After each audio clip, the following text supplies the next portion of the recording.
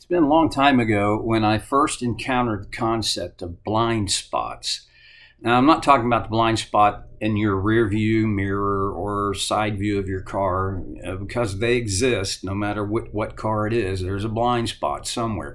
I'm talking about the blind spots in our lives. These are things that we don't see about ourselves. Others may see, uh, and this is one of the things about marriage that is, I think, very intriguing to me.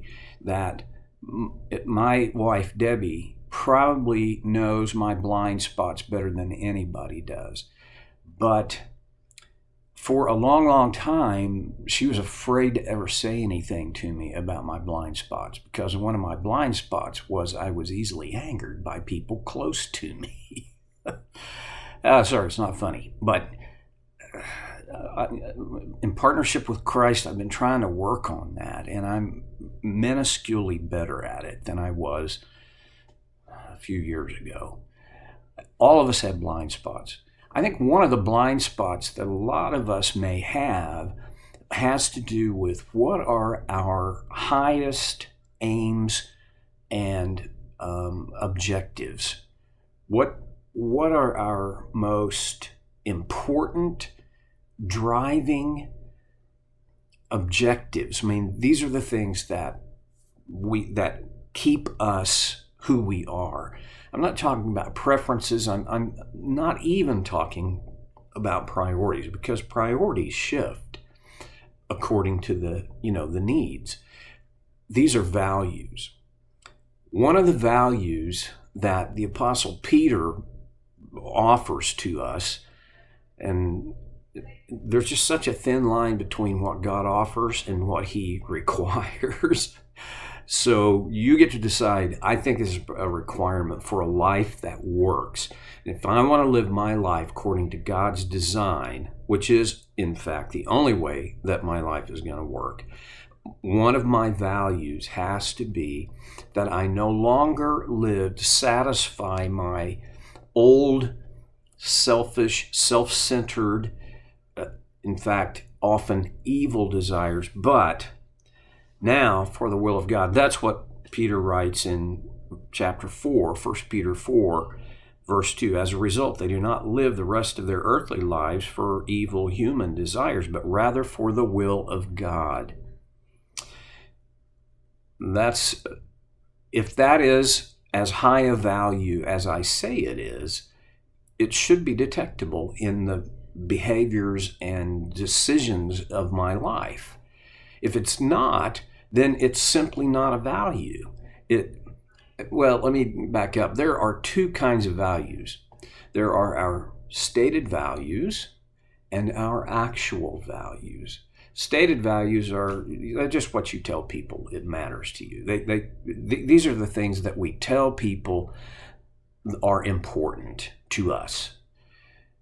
Practice values, those are the things that they can see are important to me. My dad, years ago, gave me a great tip for counseling couples. He said, if you want to know what is getting off the rails with a couple, you need to look at two things. Look at their calendars, personal calendars, and their checkbook, their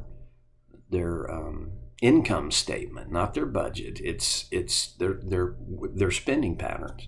Those two things will tell you there's a difference between their stated values and their practiced values. And that difference is usually where the conflict and difficulty and unhealth of a broken relationship resides. Well, Peter, the Holy Spirit through Peter, offers us a key that's about values, practiced values, that you live for the will of God. What in the world does that look like? Well, last time I mentioned to you that a challenge, in fact, was to go through, especially in the New Testament, and look for God's will or the will of God. And you'll find again, I'm going to go back and restate it. The best way to do this is, because you've got a computer of some sort, either it's that smartphone in your hand or your tablet or a computer, and you're online, you can access Bible programs that give you the ability to search the phrases, it is God's will, this is God's will for you. We'll search for those, and you will find that there is this aspect of God's will that is not mysterious. It's not fuzzy. He makes it clear. There is also this aspect of God's will that it must be discovered. And I think sometimes we, in fact, make too much of the idea that God's will for me is out there and I've got to somehow discern it, discover it and discern it before I can live into it. And okay, that's true. But I think sometimes we box ourselves in because we're thinking about God's will in a way that just doesn't work very well. For all of my life, I've mentioned this before in my teaching, but I'm going to say it again. For all of my life, up until well into my adult life, into my 30s, maybe even it was my 30s, I had been kind of instructed. I don't remember whether this was done with literally in this way or if it's just something I picked up. But God's will is like a target, concentric rings, and the bullseye in the middle was God's will. And that's where you wanted to be. But you had to figure out where was the bullseye. And yes, there are these statements in Scripture that give you what the bullseye is. So hit the bullseye with that. But what about things like, should I take that other job offer? Should I seek another job? Do we try and find a new house? Do we move to that city? Do we say yes to this opportunity? And those things you had to go out there and figure out, discover, and then do your best to hit the middle of the target. I've also heard it described as a river, the flow of the current of God's will. And I suppose in a sense that makes sense to me. And yet here's the other thing. I don't find myself always in the current.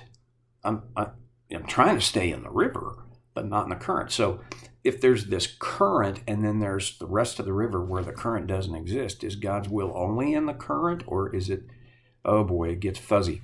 The best thing I ever came across that helped me a ton was in a book titled Decision Making and the Will of God by a guy named Friesen. He described God's will as a pasture with a fence. And the pasture equals God's moral will. Anything within God's moral will is within that pasture. And if I'm in the pasture, I'm in God's will. When I cross the fence and step out of His moral will, I'm no longer in the will of God. But within that pasture, I have many, many, many options available to me and stay within the pasture. Now, here is one of the things that makes this whole idea so valuable is that there are less wise choices and more wise choices within the pasture. But even a less wise choice is within God's will, because it doesn't break with His moral parameters. We know His moral parameters. I mean, it starts with the Ten Commandments. And then as you read the New Testament, the focus gets even more clear concerning what is and what is not morally right. If it's not morally right, it's a sin. If it is not morally wrong, it's not a sin. It just comes down to that. Okay. There are gray areas in this, I have to admit. There are things that if I do, and now we're getting into kind of the deep weeds, but I'm going to go there briefly anyway. there are things that if I did them, they would be a sin, because for me, they don't fit in the pasture of God's declared moral will. Let me give you, for instance, moving from one place to a next could be well within God's moral pasture.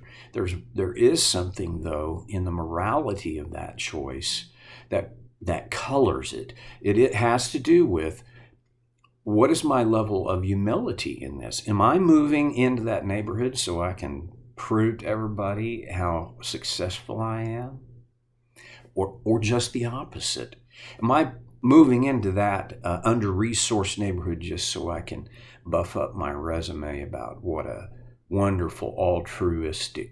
See, the issue there is pride. Pride is the enemy of God's will. It always will be. Pride is a sin. It's just that simple. And if I pursue a choice out of pride, almost regardless of its actual outcome, I'm no longer in the parameters of His moral will. So, okay, living for God's will has to do with, I'm now, my values are built around what God declares are His values, that He both desires and commands that we form our life around those desires. There's an aspect of the maturing Christian life that should be all about me discovering the depth and breadth, more and more, of God's stated moral will, and then choosing to conform my life, my choices, my will to His will. And I know that I've used a whole lot of words and said a whole lot about it, but I truly do believe that's what Peter was talking about when he said that now we live for the will of God. He goes on in verse 3, "For you've spent enough time in the past doing what pagans choose to do." Really? When you think about what pagans choose to do, even in our world, it gets dicey. But in Peter's world, oh my gracious, pagan worship was simply awful. It still, in Peter's day, among certain cults, it involved human sacrifice. Most of the religions in the Greco-Roman world in which Peter lived, most of those religions were, their religious practice involved prostitution. And then, as there is today, there were those who they lived by no particular law other than what they wanted to do. And he begins to list that. You spent enough time in the past doing what pagans choose to do, living in debauchery. Debauchery is just simply the filthiness. In more modern terms, I would say the ultimate filthiness of addiction. Debauchery had to do with just how everything else in your life just got unattended because you were too busy doing whatever that addiction was. And then he goes on from there. Lust. Lust is a very interesting word. We have assigned lust purely and strictly, as far as I can tell, in our religious culture, to sex. And it definitely applies there. But the actual meaning of the word lust is a desire that has grown out of healthy proportion. It's a desire gone wild. You know, you can have lust for money, you can have lust for things, you can have lust for power, for sex, for acclaim, recognition. You see, these are desires that get blown out of their appropriate and healthy size and function. We're going to come back to this next time, but my time just ran out, so I'm going to shut up and turn you loose and let you mull about what we've been talking about, and then I'm going to come back next time. We'll look more deeply into the passage. I'm going to offer you some suggestions on how you might apply this. So I hope I get to see you again next time on So Care with Stevie Boy.